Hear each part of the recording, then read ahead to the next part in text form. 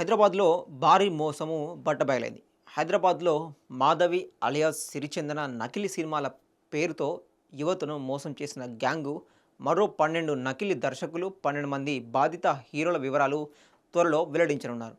Netflix ప్రముఖ నిర్మాణ సంస్థలు మరియు ఫిల్మ్ ఛాంబర్ పేర్లను ఉపయోగించి సినిమాల అవకాశాల పేరుతో యువతను మోసం చేస్తున్న ముఠాపై హైదరాబాద్ పోలీసులు కీలక చర్యలు చేపట్టారు. ఈ కేసులో ప్రధాన నిందితురాలిగా భావిస్తున్న మాధవి అలియాస్ సిరిచందనను పోలీసులు అరెస్ట్ చేశారు. పోలీసుల ప్రాథమిక విచారణలో ఈ ముఠా నెట్‌ఫ్లిక్స్ ఓటీటీ ప్రాజెక్టు, అలాగే ప్రముఖ నిర్మాణ సంస్థలు అయిన మైత్రి movie makers, Annapurna studios, Dil Raju productions, DVV Danayya తదితరుల సంస్థల పేర్లను దుర్వినియోగం చేసినట్లు వెల్లడైంది. అంతేకాకుండా Telugu film chamber, Indian film chamber, south Indian film chamber, Indian legal team వంటి పేర్లను కూడా నమ్మకంగా చూపించి మోసాలకు పాల్పడినట్లు సమాచారం.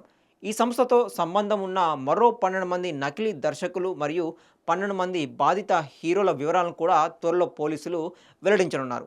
శంకర్ సినిమాలకు సంబంధం ఉందని చెబుతూ వాస్తవానికి సంబంధం లేని ప్రాజెక్టుల పేర్లతో కూడా బాధితులను మోసం చేసినట్లు అనుమానాలు వ్యక్తమవుతున్నాయి. ఇంకా 50 నుండి 60 వరకు నకిలీ సినిమాల పేర్లతో కొత్త మోసాలకు ప్రణాళికలు రూపొందించినట్లు విచారణలో బయటపడింది.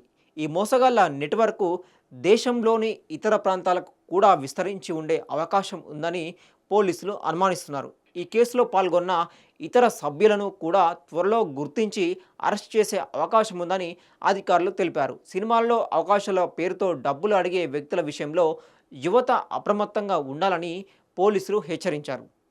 సినిమా అవకాశాలు, ఓటీటీ ప్రాజెక్టులు లేదా ప్రముఖ నిర్మాణ సంస్థల పేర్లతో డబ్బులు డిమాండ్ చేస్తే వెంటనే పోలీసులకు సమాచారం ఇవ్వాలని సూచించారు.